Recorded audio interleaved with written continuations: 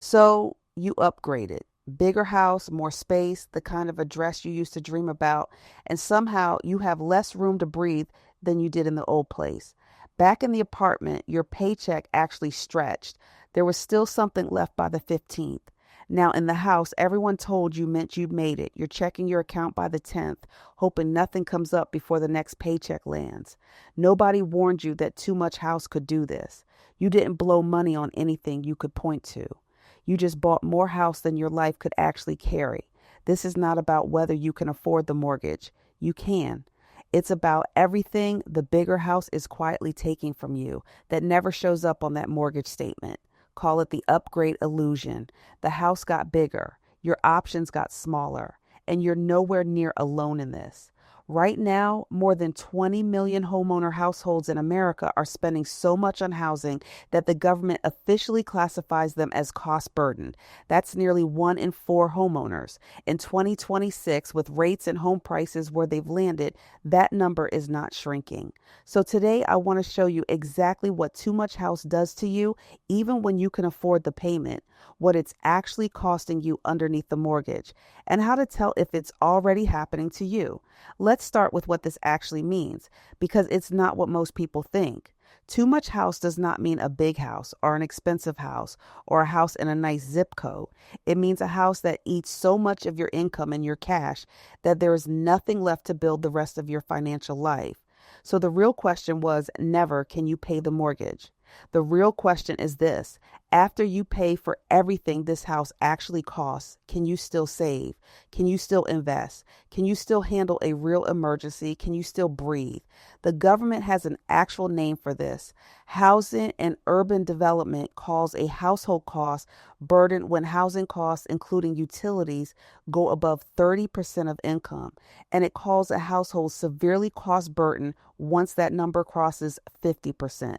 And here's why this is happening to more people than it used to. Over the last decade, incomes in most fields grew maybe 20 to 30%. Housing prices did not grow 20 to 30%. In a lot of places, they doubled. In some, they came close to tripling. The math that used to work for your parents' generation simply does not work the same way for yours. And assuming it still does is exactly how careful people end up with too much house. But here's what that guideline does not tell you. 30% means something completely different depending on who you are. Two households can spend exactly the same percentage on housing and live completely different financial lives, since one might be carrying daycare costs, medical bills, debt, or a single income while the other has two, which means you could be house poor while earning six figures, while never missing a single payment, while sitting on real equity, while your home value climbs every single year. None of that protects you. All of it can be true, and you can still have too much house. Here's where it gets expensive, and it's not the number on your mortgage statement. If the mortgage looks affordable, where does all the money actually go? Let's find out. Say your mortgage payment is $2,000 a month. That's the number you budgeted around. That's the number that felt affordable the day you signed. But here's what nobody said out loud when you signed it: that $2,000 was never the whole payment. It's just the first one. There are several more payments stacked underneath it that never show up on the mortgage statement itself. Watch what happens as we add them one at a time. Add property tax. It varies by location, but call it another $300 to $500 a month. Your $2,000 just became $2,400 or so. Add homeowners insurance. Call it $200 a month. You're at $2,600. Add utilities, heat, water, electric, all of it. In a bigger house, this one is never as small as people expect. Call it another $200 a month. You're at $2,800.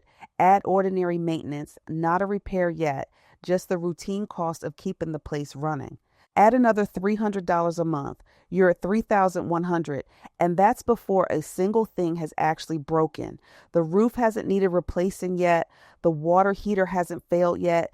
You haven't touched HOA fees or landscaping or furnishing the rooms this house has that the last one didn't, or the extra time and gas if this house sits farther from work. This isn't just your math. It's what's happening to millions of houses at once, and it's only getting worse. Property tax is the one bill on this whole list that never never takes a year off. Between 2019 and 2025, the average property tax bill in America went up 31%. You can shop around for insurance. You can defer maintenance for a season if you have to.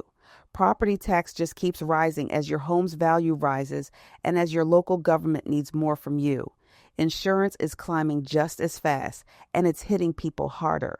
The average homeowner's insurance premium went up 72% in that same window, landing at roughly $201 a month, over $2,400 a year, just for insurance.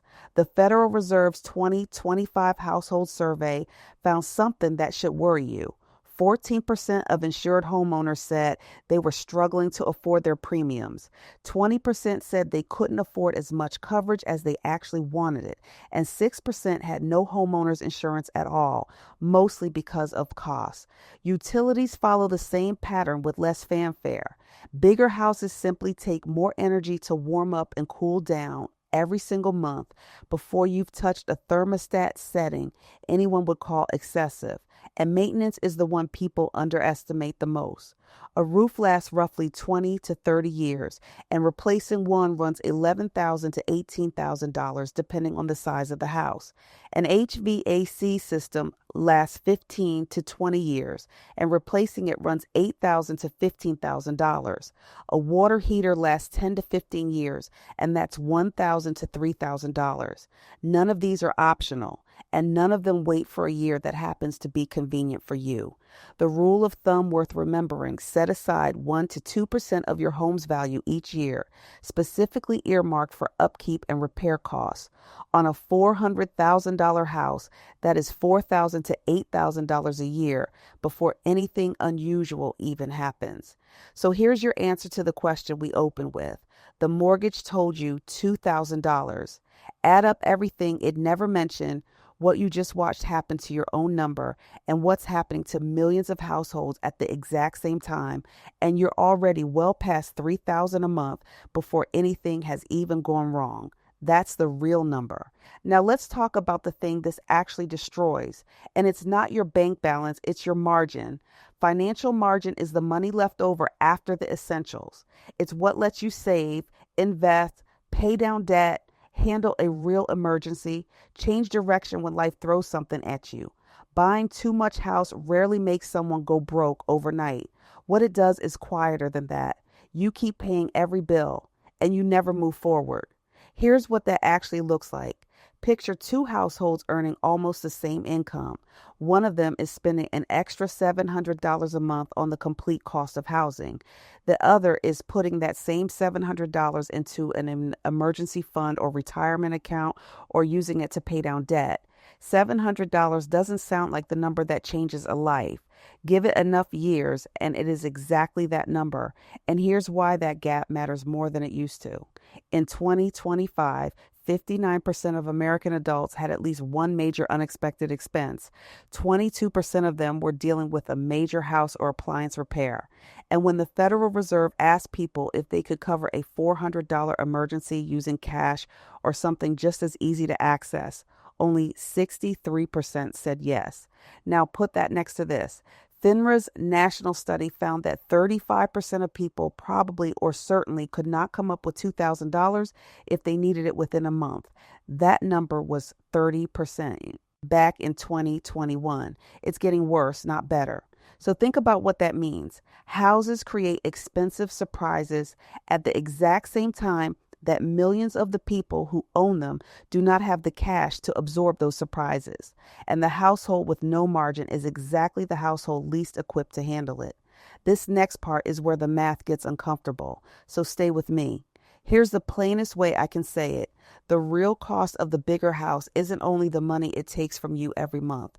It's everything that money never got the chance to become. There are two separate losses here, worth naming one at a time. The first is the upfront loss. A pricier house usually means a bigger down payment, higher closing costs, more repairs right away, more money spent furnishing rooms that used to not exist. The second is the monthly loss. Every extra dollar the house takes each month is a dollar that never got the chance to sit in a retirement account, a brokerage account, a business, or an emergency fund. It just never entered the race. And here's the environment this is happening in. In 2025, only 35% of non retired Americans believe their retirement savings were actually on track. So, housing isn't just competing with your other goals in a vacuum, it's competing with retirement plans that most people already admit are behind. Let's make this real with a single number.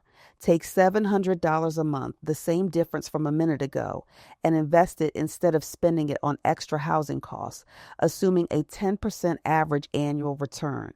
After 25 years, that's roughly $929,000.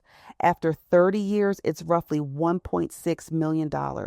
Now take that upfront difference, say $40,000 in extra down payment and closing costs, and invest that instead. At the same 10% return over 25 years, that alone grows to roughly $433,000. Those aren't guaranteed returns, they're illustrations. But they prove something important. A slightly bigger monthly housing number is not a small decision. Compounded over decades, it is a six-figure decision at minimum. And for the 30-year number, it crosses into seven figures. And one more thing, because people mix this up constantly, home equity is real. It's valuable, but it is not the same thing as cash, and it is not the same thing as an investment account. To actually use it, you generally have to sell the house, borrow against it, refinance it, or move, which means your net worth can be rising because the house is appreciating while your actual financial freedom is falling because almost none of that number is something you can spend. And here's a number worth sitting with. Historically, home prices in America have appreciated somewhere around 4% a year. The stock market has historically returned closer to 10 or 11% a year over the long run. That gap, compounded across decades, is the quiet reason the equity sitting in your house was never going to catch up to money that was actually invested. But the bigger house doesn't just cost more to own.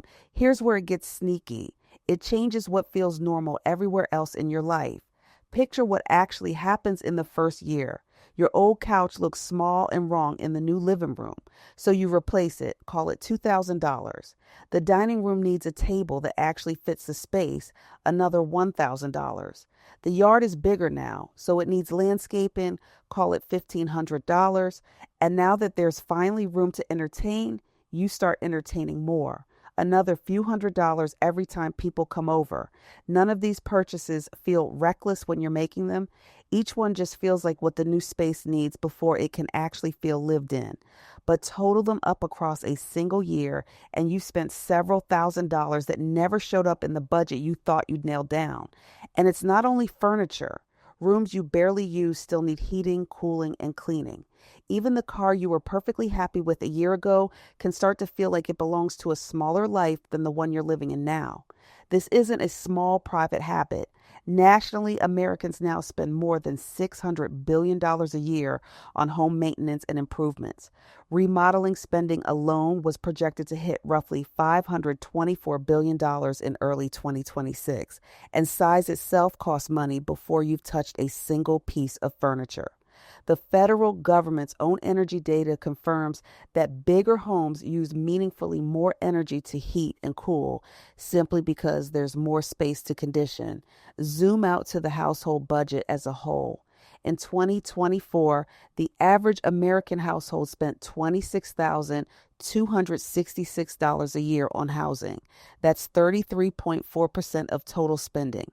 Transportation came in right behind it at $13,318 or 17%. And that transportation number matters here because sometimes people buy a bigger house farther from work to get a lower price tag and then hand that savings straight back to their car and their commute. So the bigger house doesn't just raise what you spend on housing, it quietly raises the standard for everything you believe should surround the house. Now, I want to shift away from the spreadsheet for a second because this is the part that actually changes how you live. Once a house gets too big for what you actually earn, it doesn't stop at your bank account. It starts making decisions for you, decisions that have nothing to do with housing at all, your career, your family, your work. Picture the job. It's draining you. Maybe the manager's impossible. Maybe the work stopped meaning anything a while ago. Maybe you're just tired in a way a vacation won't fix. In a different life, you'd leave, but you can't because that paycheck is what makes the mortgage payment. And there's no version of your budget where a gap between jobs doesn't turn into a real problem within a month or two.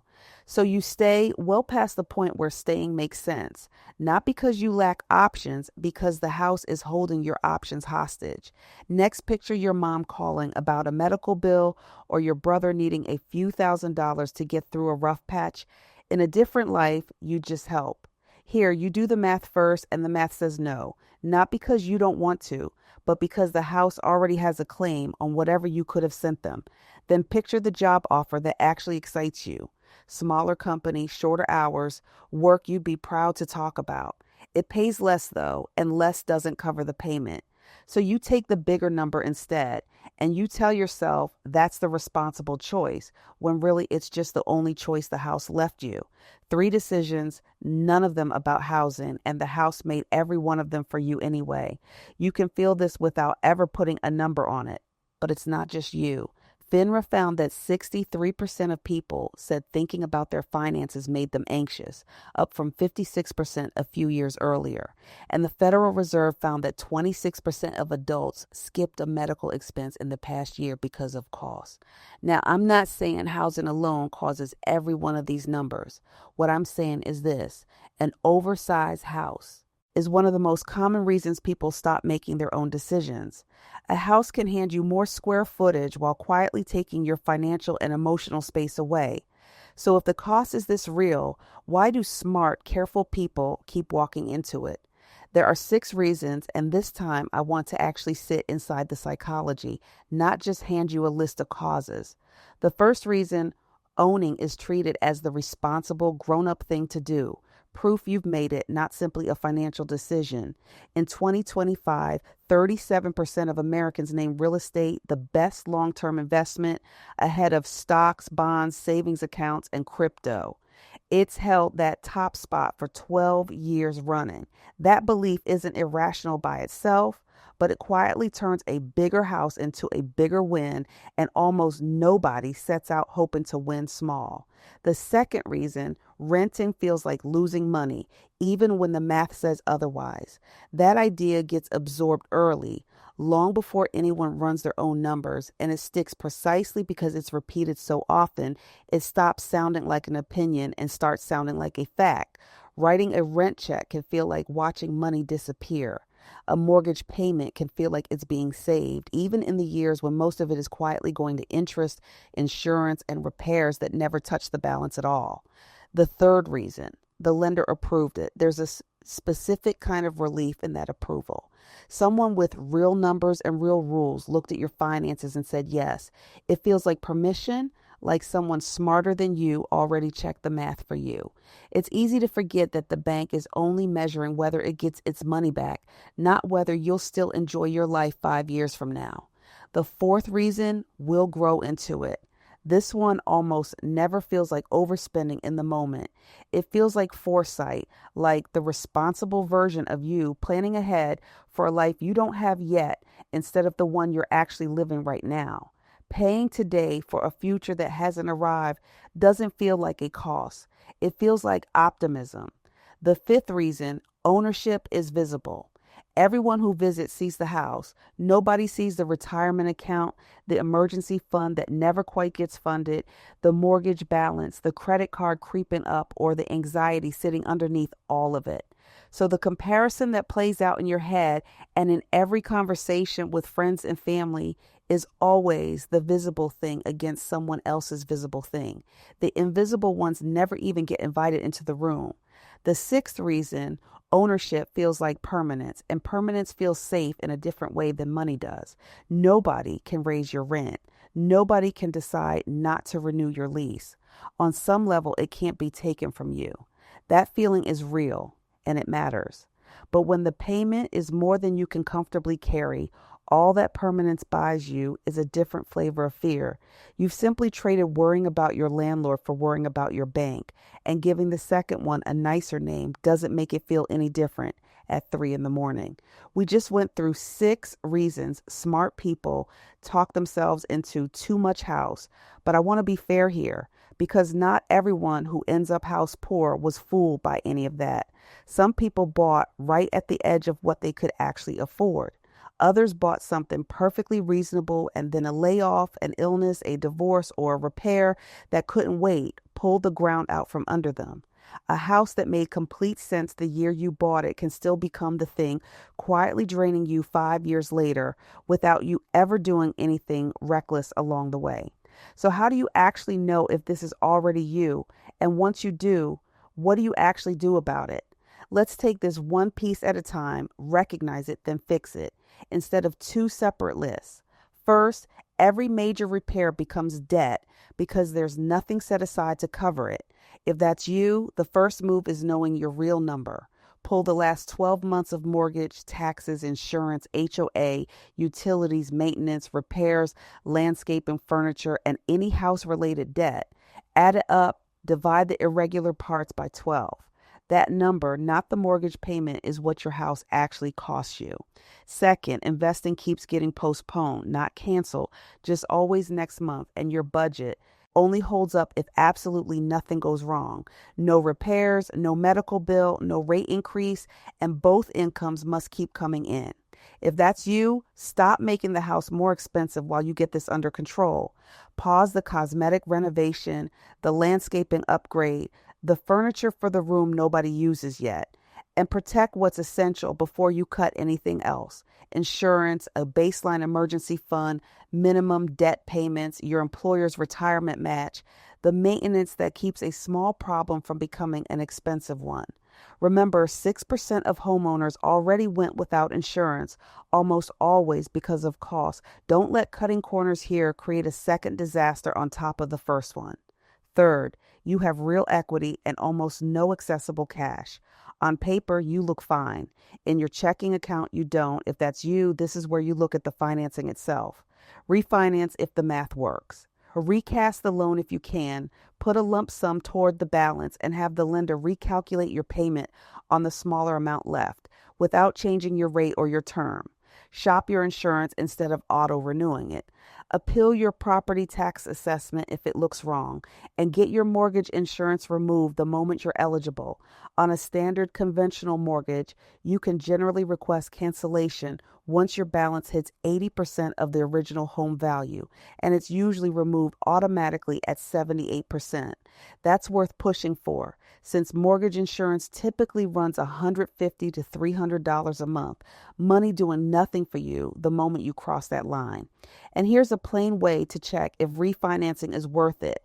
Take the total refinancing cost, divide it by your monthly payment savings, and that's your break-even point in months. Say refinancing costs you $6,000 and saves you $150 a month. 6,000 divided by 150 is 40, so that's 40 months, a little over 3 years, before the refinance actually starts saving you money. Fourth, the payment is making your career decisions for you instead of the other way around. And the big goals, saving, investing, travel, paying off debt, always lose to the house. If that's you, find 1 or 2 real cuts, not 20 tiny ones. For most households, the 2 categories worth actually targeting are the same 2 that got you here in the first place: housing itself and transportation. Don't try to cut either one to zero overnight because that never sticks. Instead, choose one major housing or transportation cost and work toward cutting that cost roughly in half over about 6 months. And increase income on purpose. Negotiate, change jobs, freelance, take on contract work, start something real on the side, rent out space if that's legally allowed where you live. Fifth, and this is the one that matters most, the house creates more anxiety than it creates security. One rough month doesn't mean any of this is you. A pattern across all five of these does. And if you recognize the pattern, the last question is the honest one. Can this actually be fixed? How long will that take? What is it still costing you every month it isn't? Is the house making decisions for your career or your family that you should be making yourself? Would downsizing, relocating, or renting actually bring relief? And be honest about one more thing. Are you keeping this house because it works or because selling it feels embarrassing? Now, if you haven't bought yet, this next part is for you, and it might be the most important part of the whole video. 8 things to work through before you ever sign anything. Rule 1, and this one comes before all the others. Be honest about whether you actually need more house at all. Is this genuinely more space your life requires, or is it social pressure or a feeling of falling behind, or that saying we'll grow into it instinct we already named a few minutes ago? If you're honest and the answer is not really, remember what a slightly smaller monthly number turns into once it's invested instead of spent on square footage. That math applies just as much to the house you're about to buy as it does to the one you already own.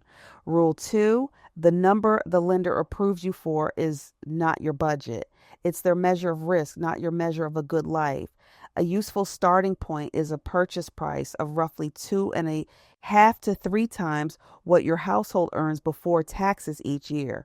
A lender may approve you for more, depending on your debts, credit, down payment, and the loan itself. But just because they'll let you borrow more doesn't mean your life can comfortably carry it. That gap is exactly where this whole trap begins.